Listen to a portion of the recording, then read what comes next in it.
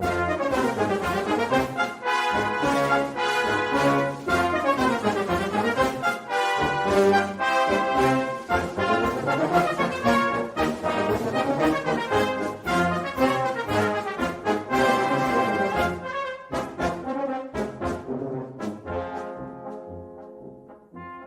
listening to Three's a Crowd, the North East Footy Podcast, with Rye for Boro, Steve for Newcastle United, and Ted for Sunderland.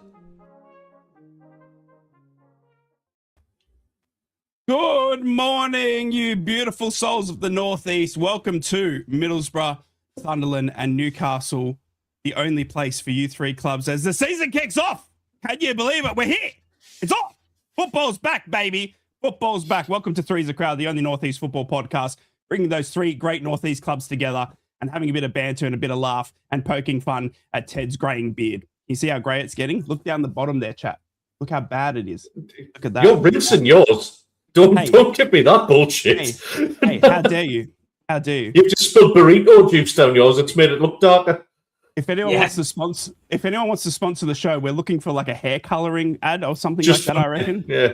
Oh, you can't say that now, probably. Oh, can we not? Other colors are available. Welcome on in. Yes. We hope you're all fantastic. It's a massive weekend. Football is back.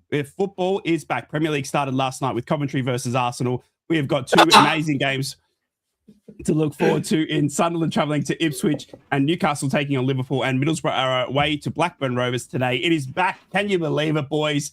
After a short 2 months, which felt like it flew by, football is back. Steve, I know you might be a little bit hesitant, but Teddy boy, you seem raring to go, mate. Yeah, the break's been long enough. Yeah, we just want football back now. We're a bit concerned about the lack of transfer activity and all that sort of thing. That's picked up in the last few days for Sunderland as well. So, yeah, it's time to get cracking. Thoroughly enjoyed watching Coventry getting their asses handed on a plate last night. That was great fun. And Arsenal didn't even get out the first game, and they're looking scary. I had a bit of chat this morning, and we all made our predictions. We all said Arsenal would win the league. I would go as far to say as I reckon they're going to win the league by about 12 points. I really do. I don't think it's even going to be close this season. There we go. And there's my prediction, lads. Arsenal win the league. Man City to finish second. I may have made a bit of a balls up with that after watching the Charity Shield. Yeah. Liverpool's an unknown quantity this season, as are Man U. Chelsea's done the business this season. I think in the transfer window they'll probably finish higher than fifth, I would imagine. But Tottenham, I still think will finish sixth. They've spent a lot of money. I can't see De Zerbi cocking it up with that squad. You've got Spurs and Sunderland the wrong way around, mate. I still think Sunderland and Newcastle will be down at the bottom end of the table. No. Sunderland haven't invested enough in their first team with Europe as well. They're a Granit Xhaka injury away from that. And Newcastle, I'm just living in hope at the moment. I really am. But the bottom three will be Coventry, Ipswich, and Hull. They will go down. Arsenal are going to win the FA Cup. Manchester United are going to win the Carabao Cup, and Arsenal are going to win the Champions League. That's a bold one. So there you go. I probably ruined Rye's show because he probably was doing the predictions at the end. Excuse me, I'm a bit unwell. I apologise, I'm a bit unwell. Nice to be doing a short step. It's food poisoning because he didn't cook his burrito. You should have seen the clip of the burrito before we came on air. I had a full sausage in there. We thought it was Christmas cake. It's not the first time Rice had a sausage in his mouth like that. I want that clip in that image. That was absolutely gold. Nobody clipped that. It's the comment with fuck me. There's no hope. He's putting Newcastle in 17th. Oh my god, the alarm bells are ringing. It's a vast improvement on last week. I mean, I put Newcastle 17th as well, but it's just going to be interesting to see where they all play out. I mean, who knows? It could be a total Newcastle thing to go and get a result of Liverpool. We're going to get the lads' predictions of all the games coming in. We did kick the Premier League off last night, lads, with Arsenal against Coventry. Just a quick run wrap on that. It was honestly, it was an Arsenal domination. Again, the gap between the Championship and the Premier League, ever so clear. Coventry wiped the floor with the Championship last season. They were top scoring team in the whole of England, right? So out of all four leagues, Coventry scored the most goals in last season under Frank Lampard. They've gone up to the Premier League, obviously, deservingly so. They finished first in the Championship, and they've been wiped the floor with a few new signings in their door by an Arsenal team that just look like they've gone absolutely into another gear, Steve. And it just shows that gap, doesn't it? Bruno's injured for 6 weeks as well, right? 6 weeks? Hamstring. The Newcastle effect. Same injury he had last season for Newcastle. Same hamstring. What a Oh, Bruno. Anyway, Bruno. Yeah, look, Arsenal are looking absolutely superb. And Ted's right, they never got out of first gear last night. Coventry's manager is the big problem. Lampard's terrible in the Premier League, and for me personally, I genuinely feel that my prediction, I don't think it'll be too far off. I think everyone else is finishing everyone else is playing for second in the Premier League, and it's a crying shame. But I'm not a fan of Arteta and his histrionics. But you know what? He's really built a really good team there. He's took his time, finished second, finally won the big one, and I can see them going back to back. The big thing he'll be aiming for this season, I reckon, is beating the Invincibles. He'll want to equal Wenger. He'll want to go through the full season unbeaten. That's what he'll want to do, and it's possible with the team that they've got. His biggest problem he's got is essentially keeping them all happy. He's got the cup competitions, of course. But it's how injuries pan out and stuff like that. But he's got 2 players for every position. Centre half is where they were weakest. They've gone and pillaged Konsa, Arsenal, Aston Villa, and weakened their team. So that's it. Really, this is where we're at now. It's corrupt. It's an unfair playing field, an unlevel playing field. But the big thing is because it was us shouting about it 5 years ago, and nobody was listening. Now everyone's shouting about it. Now the media's picking up on it. Now the biggest clickbaiters in the world of football, TalkSport, are hammering the Premier League for this. So something will be done. Something will have to be done. Interesting to see Bezos coming into Jeff Bezos coming into Liverpool, because genuinely I think there will be a change. I think there will be a change, and I think it will benefit Newcastle. I think there will be a benefit, and I think Newcastle really, despite the fact that I've been miserable as sin all the way through the summer, I think there will be a benefit for Newcastle. I think there will be a level playing field, and I think the fact that we're doing this complete reset, we just got to hope we don't go down. But it'll pay off, and the good news has been coming out of Newcastle over the last 48 hours. New training ground, £190 million next to the airport. New sponsor, training kit sponsor, something we've been going on and on and on about. Why aren't we getting commercial revenue in? That's now come in. The stack hasn't been announced yet, but everyone is saying that it's going to be sponsored by Coca-Cola, which again is another massive plus point for Newcastle. And then generally speaking, we've sold all of our high earners, or they've been released at the end of their contract. So we've now readdressed the wage structure, and on top of that, it's only a small amount, but 500 new seats at St James's Park because they've restructured the ground a little bit. So, it's only 500 seats, but it all goes in the pot. So, it's a strange scenario. Off the pitch, Newcastle have quickly, come out and released all of these things just before the Liverpool game. Some positivity off the pitch this week, which has been good. It has been good, actually, I thought, and it's not been all doomsday this week. Obviously, tuning into a few of the podcasts on NUFC matters, there's been a little bit more high hopes. I haven't had to come in and console my Steve Wraith by kissing me on that beautiful forehead. Over to you, Teddy boy. I just wanted to get your thoughts on that one, mate, because obviously it's Sunderland going into they said it about 16 times, I think I counted last night, about the remit of what Coventry should do is following Sunderland's footsteps. It's crazy how Sunderland have set the template now for what championship teams should do when they get into the Premier League, and it is by spending around 200 million. They reckon that Coventry haven't spent enough and they haven't gone and bought the correct players.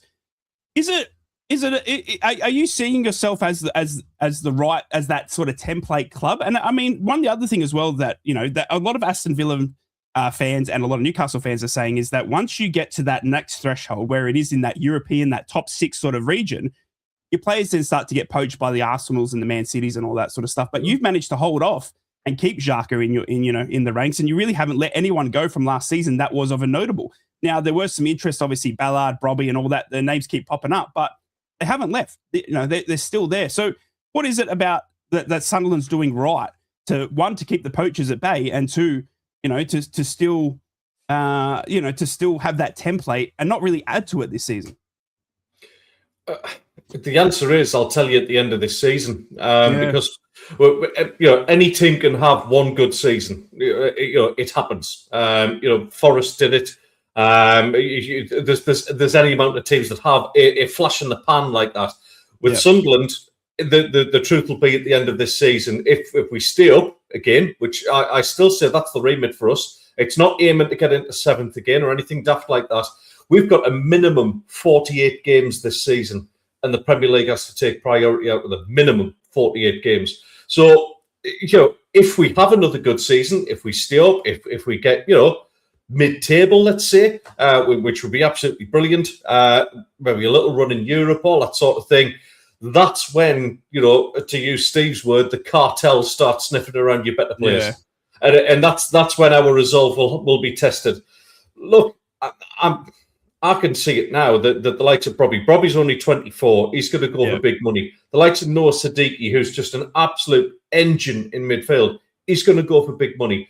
The thing that we have to do is, while Coventry City might look to Sunderland being their sort of like, right, there's the model to take it from. Yeah. We in turn need to be looking at Bournemouth and Brighton and go, that's the model to follow there.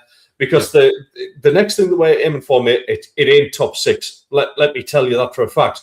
Our next objective after staying up this season, if we do, will be mid-table mediocrity.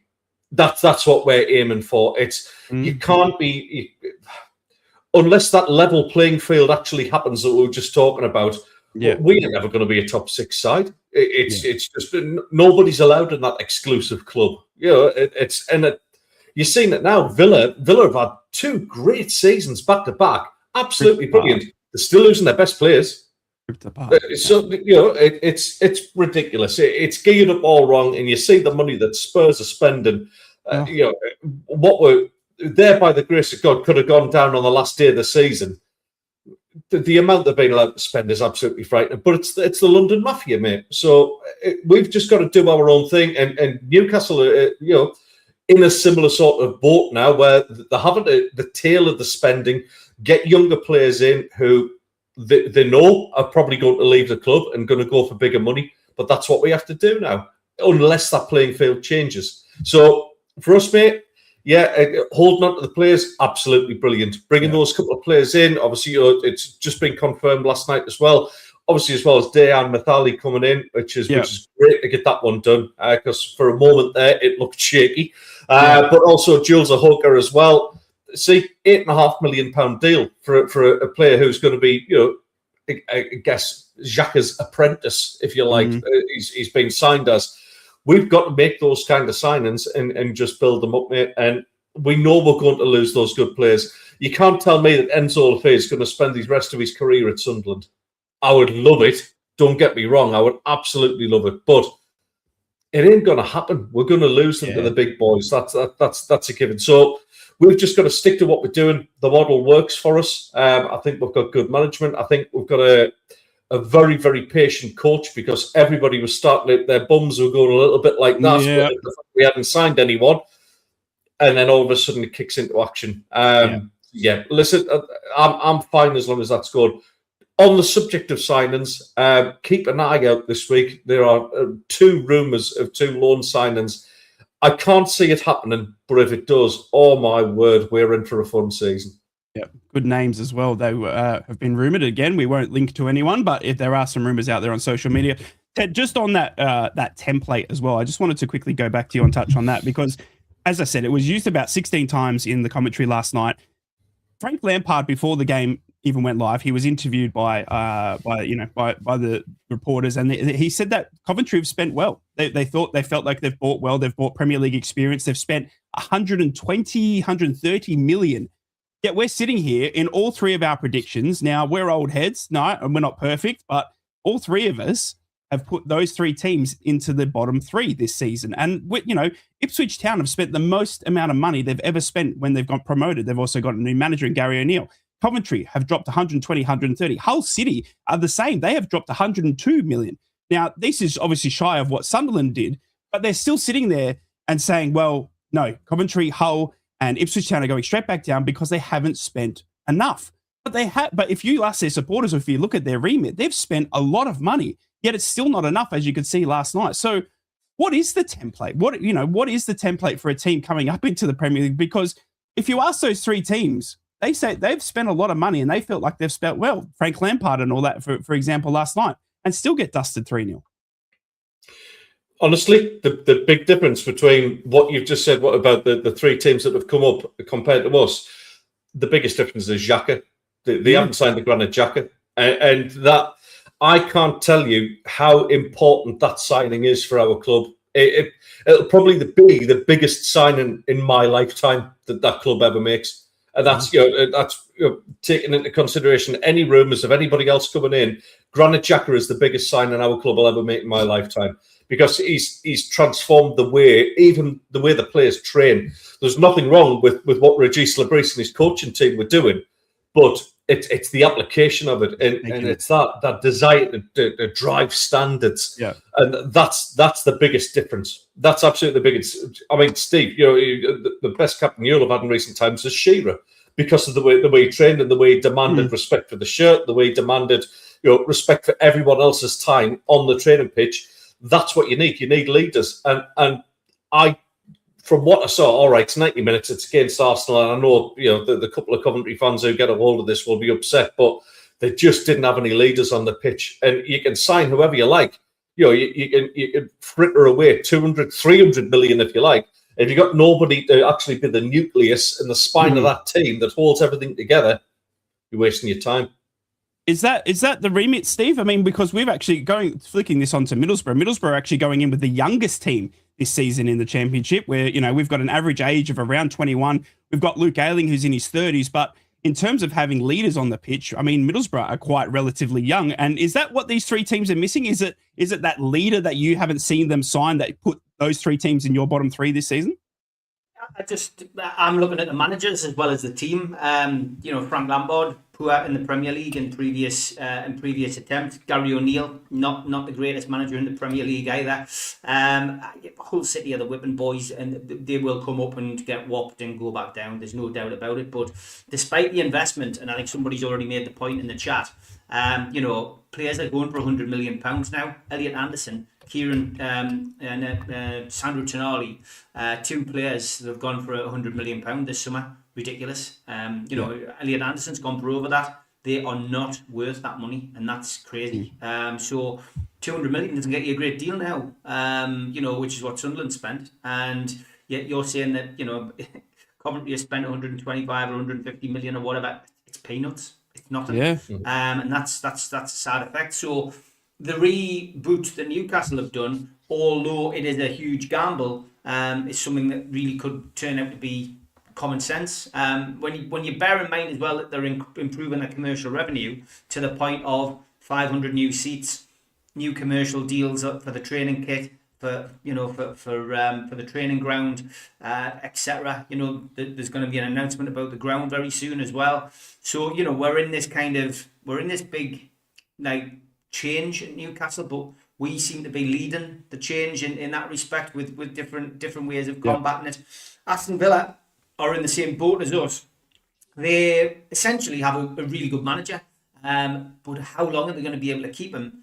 How long is he going to be able to continue to perform miracles, essentially, with bringing new players in from the continent and forming a team that's going to win trophies? Because, like every manager, Unai Emery will be judged on success on the pitch, and fans have short memories. And, if they don't get Europe this season, end up in a bit of a season like Newcastle United did last year, where they're struggling and end up 10th or 12th or whatever, and get beaten the games that Villa fans are expecting to win. It's going to go pear-shaped for them. So doing what Sunderland did, last season as a promoted team. Again, we said, rewind, go back 12 months, look at the podcast we did before last season.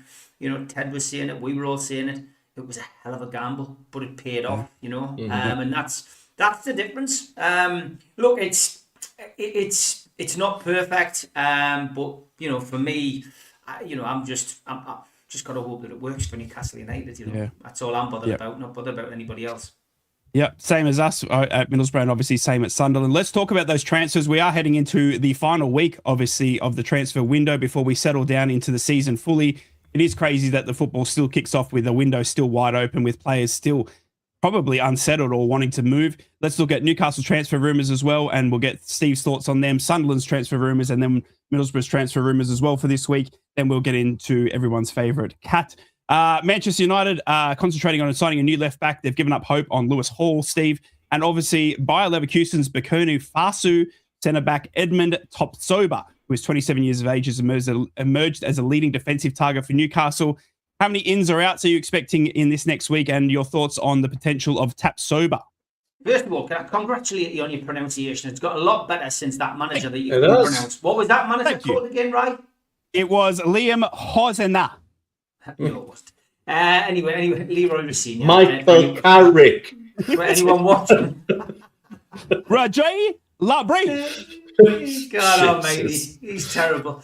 Yeah, look, I still expect Newcastle to sign players. I'll not mention Lewis Hall. I think it's just I think it's a load of rubbish. I think Hall. Yeah. I think what we'll see in the next few days is Lewis Hall signing a new contract. I think that's what will happen. That's not from any kind of information I've had. Yeah. That's a gut feeling I've got. That's gone very quiet. Man United certainly haven't pushed it. I think we would have seen a bid by now. They're spending money now. They said they would do it late in the window and they're bringing players in. I don't think we'll see Lewis Hall go. I genuinely think Kidd will get a new offer and he'll sign it. He's a Newcastle fan. He wants to stay at Newcastle and he wants to be part of this new regime, I think. So that's good for me. As for incomings, I have a sneaky feeling we will go back in for Bergvall. Spurs have spent a lot of money. And yes, they can. But they will and do need to recoup. Newcastle have got some money to burn. And I think if all else fails, they will do that. I think signing Didic led to Bayern being able to sign Paulinho. I think that was always the case. I don't think it was ever a player that was going to come to Newcastle. But I still think there will be another midfielder comes in. Is Walter Marder going to get a loan? Is he going to go out on loan? Is he going to go to Germany? I wouldn't be surprised. Would Newcastle then go out and get a forward in? I'd struggle to see where they're going to be able to find one. Forwards are difficult to find at the best of times. Yeah, I really wish we had looked at, like the Championship. Pick a goal scorer in the Championship who's got 20 goals last season and just give it a go. Have a gamble. Get somebody who's going to be a bit of a fox in the box just for the numbers. But look, Ross Wilson we always said he'd be judged on this summer. And we can't judge him until the players have 12, have a 9-month season, and who gets used and who doesn't. At the moment, the jury's out, but I will praise him on one thing. We've chucked a few red herrings out there to the press. They've took them hook, line and sinker. They've run with this player, that player, the other player. And whilst that's happened, players have been coming in from left, right and centre who have not even been in the newspapers linked with Newcastle. That's the old Newcastle. That's the Newcastle United you want to see. We don't want, your Romanos, your Jacobs, your Talk Sports, getting a hold of them and knocking the price up or putting people off. But I think Ross Wilson on that scenario has done very well, he really has. Roger's asking us a question. He says, how much money do you think we've actually got to burn? I saw that we had 70 million before a new right back. Roger, I don't know how anybody can ever say how much we've got to spend. Yeah. Tell me how on earth a journalist can sit and work out Newcastle United's accounts and say, right, we've got that to spend. I'm not being funny. Nobody can do it. Nobody can do it. Even the best accountant in the world would struggle to work out a football club's books. I think it's a load of rubbish when people say we've got X, Y, and Z to spend. It's like going, we've got 120 million for Isaac, we've got 100 million for Tonali, we've got 100 million for, so we've got 500 million to spend. That's the kind of maths they do. Do you know what I mean? And then they go, so we'll multiply it by 10, divide it by 8. And they just carry the one. Basically carry it over. That's basically what journalists do. They just talk a load of crap and they stick it out there. They steal a living, a lot of journalists, you know what I mean? At least we talk crap for free. Exactly. We talk crap for free. Exactly. But yeah, listen, I'm waffling on. But you know my point. Do I think Newcastle will do any more business? Yes, I do. I do think there'll be at least two more players come in, and I wouldn't be surprised to see another player go out, but somebody who fans wouldn't be up in arms about. If Walter Marder got a chance to go out on loan, I wouldn't be surprised, because I don't think he's right for the Premier League. Hasn't settled in, yeah. I just don't think he's right for the Premier League. He's never going to change. Lots of people going, aye, we play him up front, I do this, I do that. Yeah. He's soft as clarts, man. He's 6'7". He kind of put a challenge in. He kind of jumped for a ball and went, he's just not for the Premier League. You know what I mean? And the Premier League's a tough bloody league. So very sad. And Andrew, thank you for that. Andrew's a mathematical genius who watches NUFC Matters. And he's basically worked out our transfer budget is £3.99. £3.99. That's good. That's better than some. You're doing better than Sheffield United at the moment, who are bankrupt. It's going to be interesting to see what happens in the next window. Let's flick on to Middlesbrough, and then we'll get the Sunderland transfer news from Teddy Boy. Middlesbrough aren't looking at anyone at the moment to bring in. There isn't any names or any close deals at the moment. We are looking at that loan market. We saw Kieran Scott head to the BBC last night to do a radio interview where he gave us the lowdown of all the incomings and the outgoings and stuff like this. The David Strelic one is the biggest rumour at the moment. Borough fans, obviously our striker from last season, £8 million signing, hasn't really hit the ground running, was hampered by injury, didn't really find a spot. He was our lone striker last season, and we saw him at Wembley and he got dragged at 60th minute, and then we didn't have a striker on the pitch. That's how bad sort of that day went for him to take off our only striker at the club, to leave us with no strikers on the pitch was sort of quite telling for me. And there are rumours now that he has gone and agreed personal terms with a Greek club behind Middlesbrough's back. It was news to Kieran Scott, our head of recruitment, last night, if it is true. But one to keep an eye on, Borough fans, and probably the team sheet might say a lot today, as we saw David Strelic in training this week.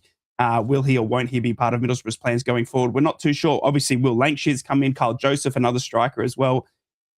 And you would think that if David Strelic was to leave, Borough fans, I'd want to see another striker come in. I'd love to see another fox in the box, just like Stevie said. There are a lot of, loan options in the Premier League. I think we've heard from Kieran Scott as well saying that the Premier League haven't been open to any loans so far. They wanted to get through their first weekend to kind of see how their squad plays out, see if there's any injuries, see who's in form, who's not in form, that sort of stuff. It's going to be very interesting to see if Middlesbrough will be able to hit that loan market like they have in previous years, such as the Ben Dokes and all that sort of stuff. And we saw last season with the surprise one for Sevilla Nipan, even though that didn't work out. So watch this space, Borough fans. I think the loan market, especially in the Premier League, is something we're going to explore in the next week or so. As for David Strelic, I think the team news today will tell us all we need to know. But it does look like he has agreed personal terms with the club behind Middlesbrough's back, and it was news to the club as well. Which, who cares with these days with agents, do they? They don't want to tell the club. They're just going to go and deal it themselves. Over to Sunderland, Teddy Boy, before we get to everyone's favourite pussycat. It is obviously a cold day in hell, because you've signed a fantastic left back last night, mate. The rumours going this week is that you could still shatter your transfer record by triggering the €60 million release clause for Sporting Mozambique's winger Jenny Katamo, who is 25 years old. That's a rumour that is still floating around for Sunderland. What are your expectations in the final week? I think we'll get Katamo. To be honest, that's now pretty far advanced apparently in talks. It's just a case of agreeing a fee. Apparently, to all intents and purposes, the player wants the move. The player's agent kind of wants the move as well. I spoke to my old boss, who is actually a Sporting Lisbon fan out there in Portugal, saying what's he like? Apparently, we've agreed the deal. He's hearing the same. And he said, man, you are going to be very lucky. The kid is a gem. Absolutely awesome. And bearing in mind, that's a guy who supported Sporting Lisbon on his life and seen quite a few decent players come through. That's a decent enough review for me. So exciting times if we get that. That's going to shatter our transfer record. And apparently very, very highly rated, this lad as well. Obviously, Agent Renildo been doing his bit there as well, his fellow Mozambique teammate. So it's a good bit of work there. Yes, it does sound like Katamo, Davey. Yeah, slightly different types of player, I would say, in this instance. In terms of outgoings, I think the only outgoings we'll see now will be loan moves. Yeah. You're talking about a striker. I think Boro could do a lot worse than actually getting Tutor of on loan from us, just to get him a bit more first-team experience. He's had a fantastic pre-season, scored a couple of goals, a couple of really well-taken goals, that one against Liverpool. So, yeah, outgoing-wise, that's all I expect to see at this moment in time. There was a rumour going around that West Ham was sniffing after Luke O'Nien. Yeah, listen, I've been critical of the lad in the past, but I give up doubting him now. He just seems to make the step up. He's been superb in pre-season. There's no other way to put it. He's been absolutely superb in pre-season.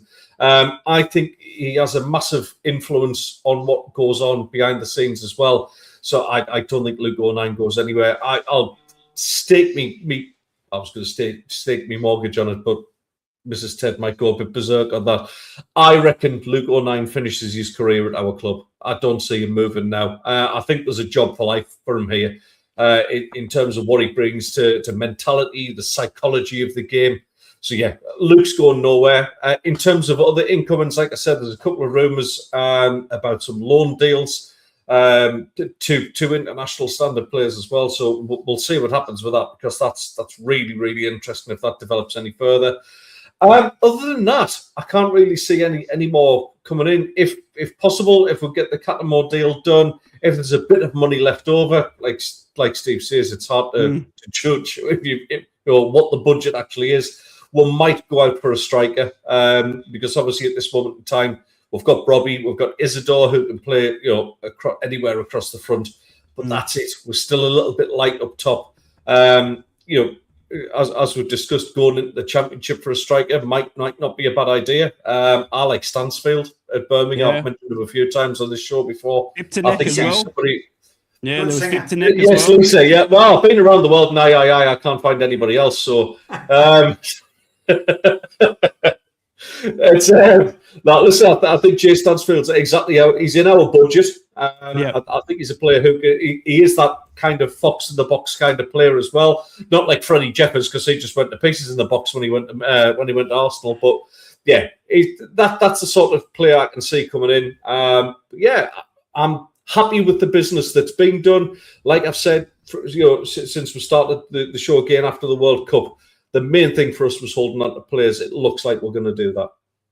Wow, there you go. Well, that's the transfer rumours and the build-up from the boys. But we need to sit back. We need to relax. It's time to charge your glass, because it's time for Problem of the Week.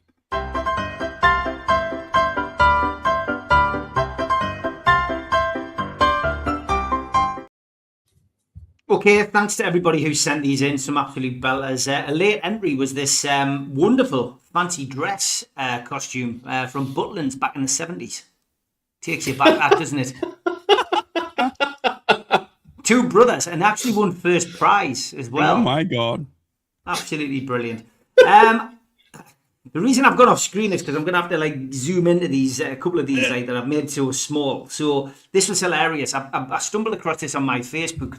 Tamara Griffith shared this. I've got 18 days to get my partner trousers for our wedding. They are £13.70. So then the reply comes from the person for whose wedding. So then she sends a picture of the pants and goes, for mine and my partner's wedding. Then we are all complete. Thank you for reading. Okay. So she's obviously seen a bargain on Facebook and she's decided to inbox this person. So then the person sends the Amazon link. Much appreciated, she says. I have proof if you need it, Dean. Obviously the guy's called Dean. And big question. I dare you to come to our wedding day at Doncaster. So then a little bit later on, Dean replies, mate, am I high as fuck? Or are you trying to get me to buy your fella's trousers? So then she replies, yes, lol, right? So then he goes, what kind of Indian scam is this? I can't even breathe, right? So then she replies, it's not even a scam. I messaged you on Facebook for the last few weeks. FML, says Dean. I know it sounds weird, just a bit. Well, if you look at your Facebook messages from me, well, have you been asking me for trousers on there too? Yeah, sorry if I was cheeky. I just need some help as I've got 18 days. Well, you'll have to get married without any trousers on. I mean, that was honestly The most bizarre shit. I think she must have got the wrong person. I think somebody... Honestly, that had me Chris this week. I had to take time. I had to take the time to read it. Yes, the new scoreboard's going to St James's Park. You'll see them all tomorrow, of course, when you're there, Newcastle fans. This has been doing the reference from the friendly last week in the Gallagher. There's a few people a little bit peeved. I mean, look, you can still see the pitch, but you know, obviously you can't wave to your mate at the other end of the ground. I guess that's why. But there's people not happy. Thank you so much to the people who send me these. Chippers deserves a special mention. These wonderful combinations of people. Rod Stewart. It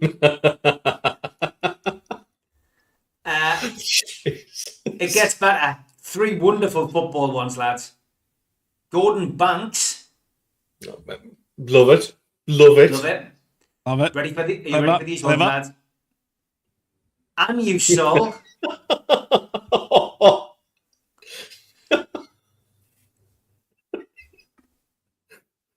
Wolverine.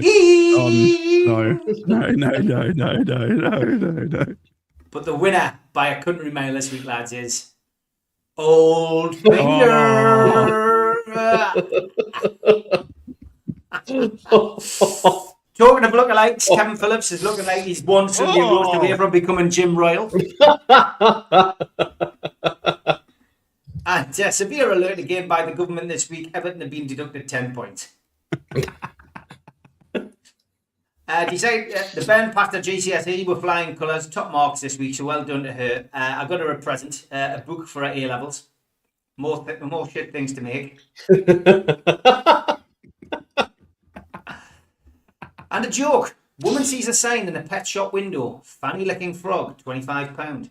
So in she goes. I'd like to see the fanny licking frog. The bloke behind the counter says, Bonjour.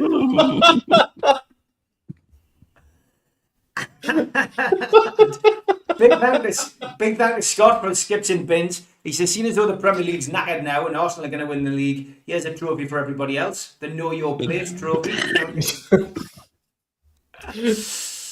And the real reason, guys, why sea levels are rising, 1970 it was like this. 2026, down Roker Beach, it's like this. Wow. And we've never had blue water there. Nevertheless, love this one. Breaking, Premier League released a statement in which they are limiting the size of training grounds to 150 acres. Newcastle United has to downsize or scrap the project as it fails the requirements. Richard Masters says it's all about fairness and competitiveness. Wouldn't bloody surprise us, Nev. It wouldn't bloody surprise us. And Billingham Town, well done, lads. I love these guys. They did this last year, if you remember. It's that time of year again where we try to rip off the opposition on the split of gate receipts. Thank you for your support. Attendance 12. I love this one from Yorkie as well. I saw my neighbour jogging at 1 a.m. this morning. I said, it's a bit late for you, Michelle, isn't it? I couldn't sleep, she replied. That's not what I meant, you fat cow. Oh, no. And I did love this. Obviously, big tribute to Kevin Keegan tomorrow. We'll be talking about it on the show. We can see there that's what the Liverpool fans are going to be holding up. AI is a wonderful tool, though. Newcastle fan responded with this to the club. Swedish rap. Jesus Christ. You remember the killer clown craze? You guys, of course, don't have the privilege of living in the UK. There's a new one, lads, going on at the moment. The police have been forced to issue a statement to address the growing panic. Police issue warning after Cat in the Hat pictured loitering outside homes. This is the new one, lads. That's insane. I know, absolutely mental. Only in England. Only in England. We'll finish with this one. Dominic Skir gets the winner this week. A 465 capacity increase for St James's Park confirmed by the Premier League. Keep expanding at this rate, and Newcastle will have a 65,000-seater stadium by 2053.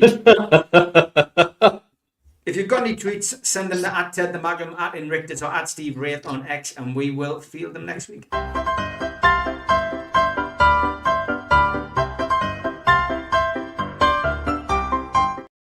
Oh, absolutely glorious. Thank you so much for sending those on in. Welcome to Three's a Crowd, the only Northeast football podcast bringing Sunderland, Newcastle and Middlesbrough fans together for a bit of banter and a bit of laugh. The football season is back. We've got 3 games of football to look forward to. We'll go down and get the lads' predictions and what they're expecting from their teams in the coming season. Obviously, Middlesbrough are underway already. We saw them last week with a great comeback win against Lincoln City, and they are away to Tony Mowbray's Blackburn Rovers today. Can you believe it? It's going to be interesting going back to the old pal, the old train, mate. It's going to be an interesting one. Let's get the lads' predictions and what they're seeing today. We'll go in the order of Sunderland travelling to Ipswich Town today, Teddy boy, to start their season off against the team that has come up from the Championship Town. Now, the biggest joke that we had last season, Teddy boy, I'm not sure if you're aware of this, was in the Championship was that penalty to Ipswich. Now, penalty to Ipswich was a common thread because they got given, I think it was 9 penalties in the end. It was absolutely ridiculous. Now, we know that the referees love Ipswich Town, but I'm expecting today for them to get at least 4 penalties against Sunderland. So I'm not sure how you're going to combat that, mate. But VAR hopefully will do the trick because we could have used it against them last season because it's literally the only thing. Your old mate, Jack Clark, likely to line up for Ipswich Town as well. A team that you have become familiar with, obviously, from your time in the Championship, but now they are back in the Premier League under Gary O'Neill. How are you seeing this one today, mate? A tough old test because of more of the unknown. Yeah, it's when the fixtures came out, kind of that was the one I didn't want, was away against a newly promoted side because they come out the traps. It's it's that excitement of being back in the Premier League. Well, we were the same ourselves. Ask West Ham what they felt like at the start of last season, coming to an absolutely bursting stadium of light. Portman Road, obviously, it's just known for growing cabbages and producing mustard down that neck of the woods, so they can't get too excited.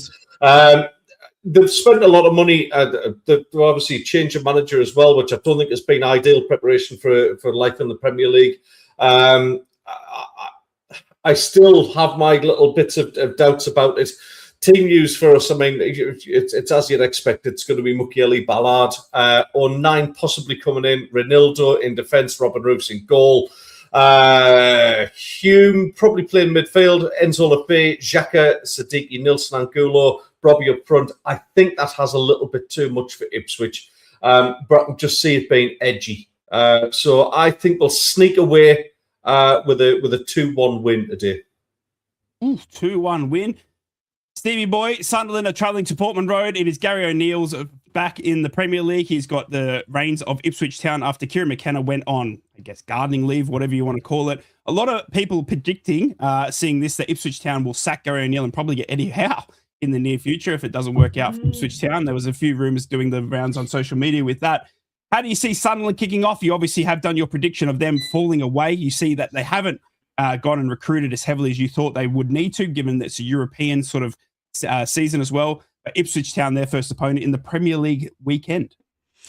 Yeah, I think if this was at the Stadium of Light, I think I'll be predicting a Sunderland win, but I think this will be a draw. I don't think there'll be a winner either side. I think the emotion of Ipswich's first game back in the Premier League will carry them so far. But look, Sunderland are a tight unit. They're starting the season with their best players available, and the first game of the season is always an interesting one. But yeah, I think the emotion will get Ipswich a little bit further than I expect them to go during the season. I think that'll be the problem for Ipswich, and I think that'll be the problem for Sunderland. I think they will draw a lot of games this season, and I think that's what that reflects on the league table. I think Ipswich will get a few humpings as well. That's going to be the problem as well. I think the thing that separates Newcastle and Sunderland this season is the derby matches, and again, again, that's why I think they'll be very close to each other in the table. There's not much between the two teams.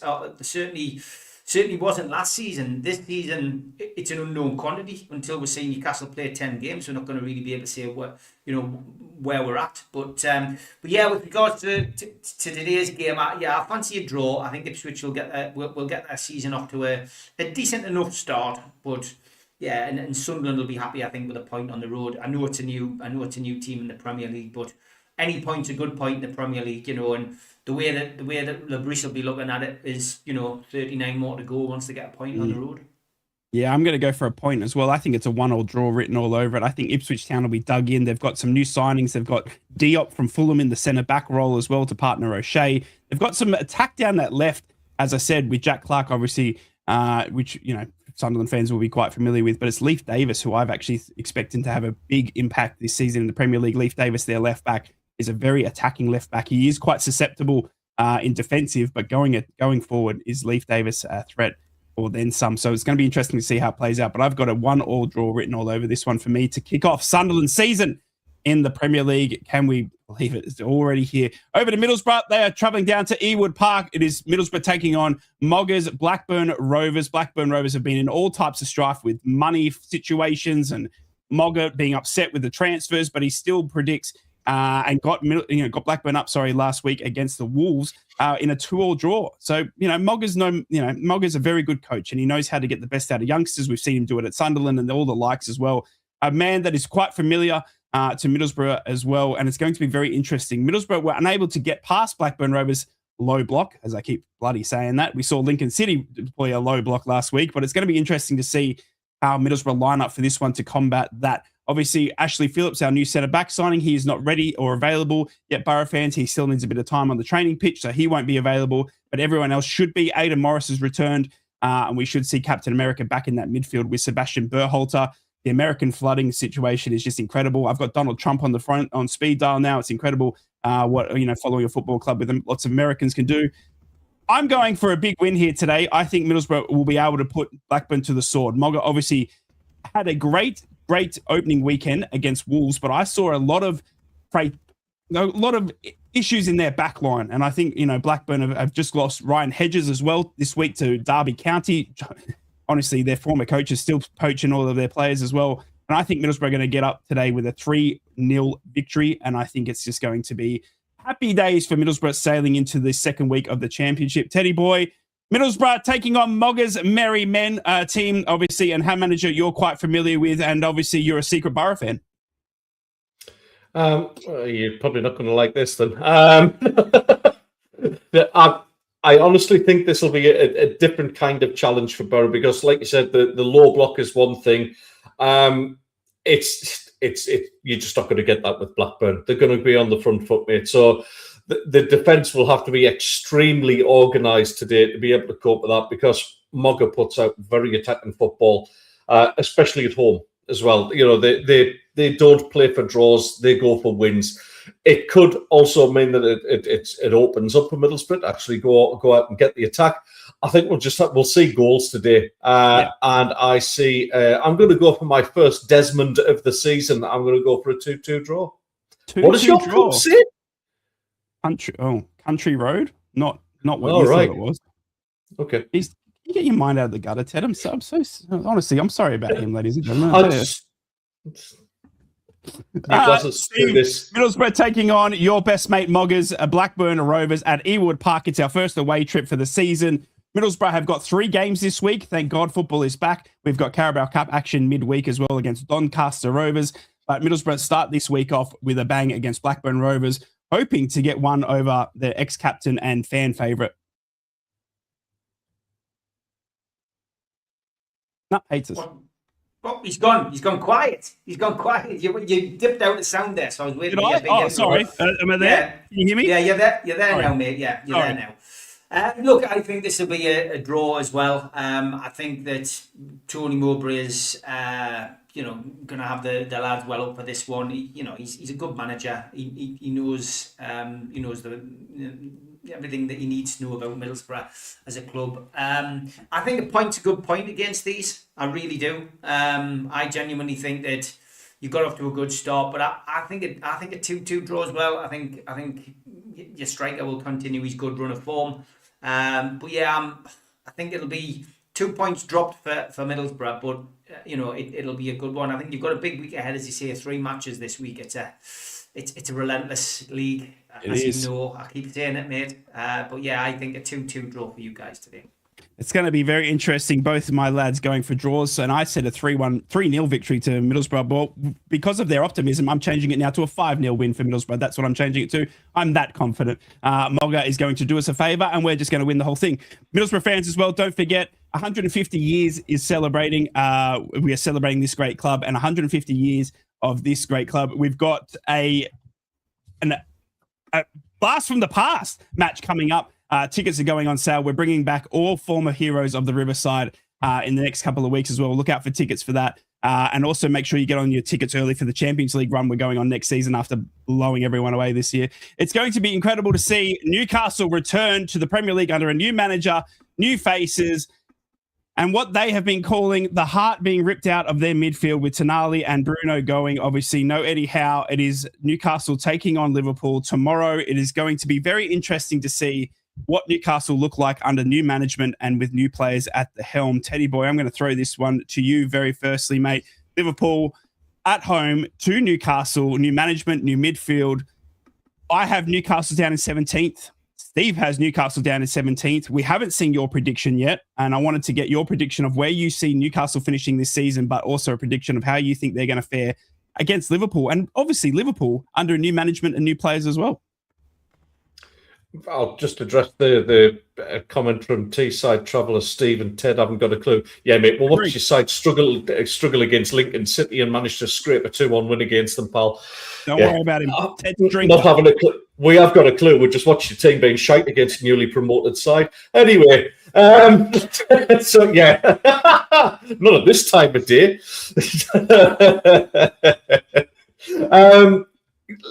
Listen, it's going to be a super emotional day on Tyneside. In terms of our prediction for the game, I'll come to that in a second. Where Newcastle finish, I'm going to say slightly higher than what Steve said.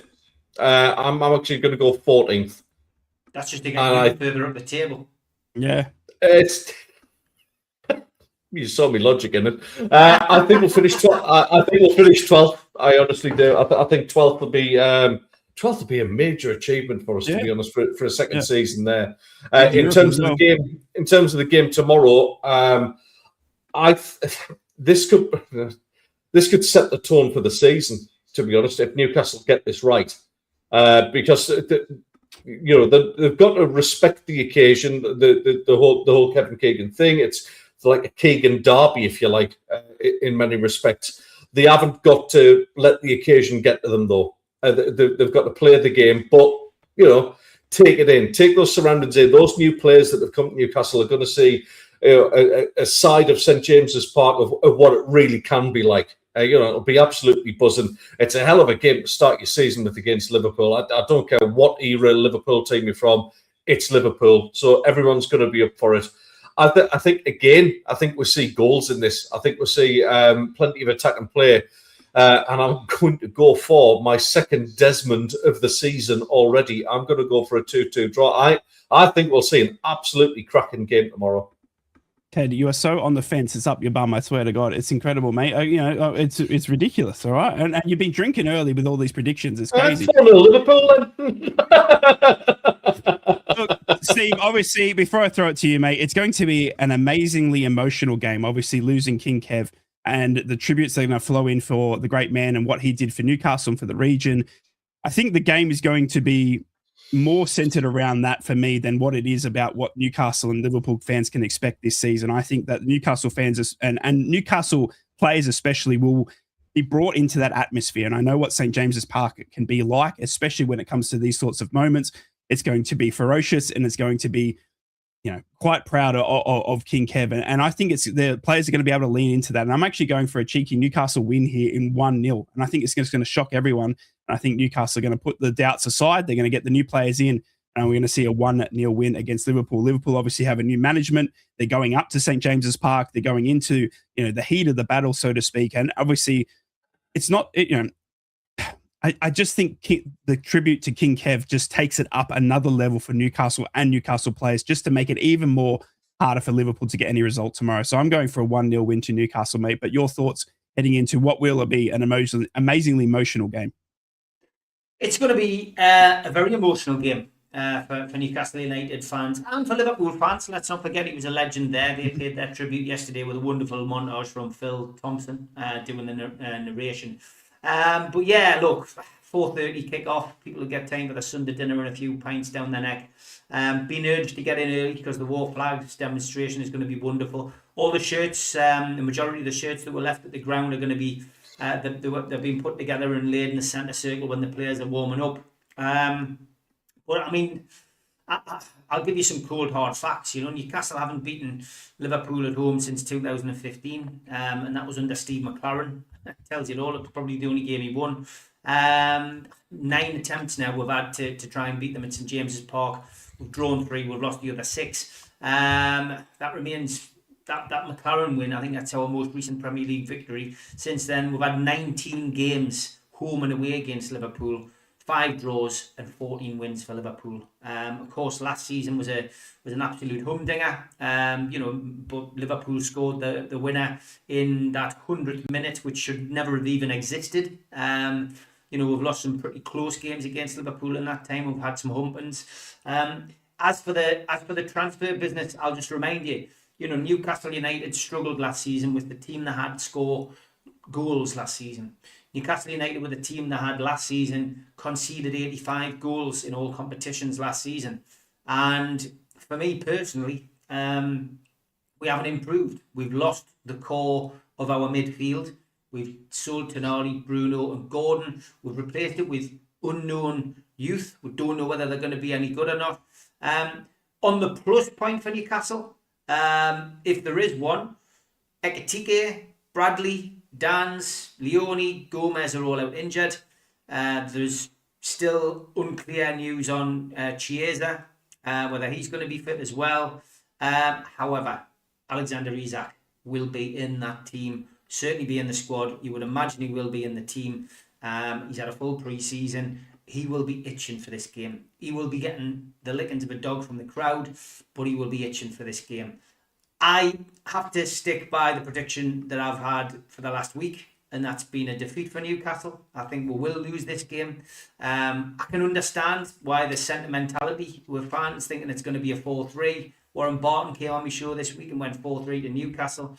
Mitch has gone for 2-2, I think, on the Amigos. But for me personally, I just can't see it. Liverpool are a team in transition as well. New manager, struggling for a centre forward because they've only got, they've lost Mo Salah. That's a huge loss for them now.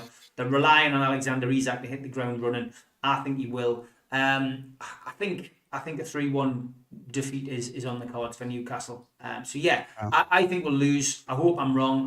I hope we turn them over. I'd snap your hands off for a point now.